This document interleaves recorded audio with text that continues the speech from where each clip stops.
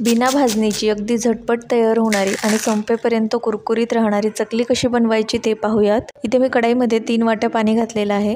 यामध्ये घालायचं आहे 2 चमचे बटर, चवीनुसार मीठ, 2 चमचे लाल मिरची जाडसर ठेचून घेतलेली। पाण्याला उकळी आली की यामध्ये 3 वाट्या तांदळाचं पीठ घालायचं। गॅसची फ्लेम बंद करायची आहे। पीठ छान मिक्स करून घ्यायचं आणि 10 मिनिट ताट झाकून ठेवायचं आहे। 10 मिनिटानंतर यामध्ये 1 चमचा पांढरे तीळ, 1 चमचा जिरे, 1 चमचा बटर घालायचं आहे आणि पीठ घट्ट असं मळून घ्यायचं आहे।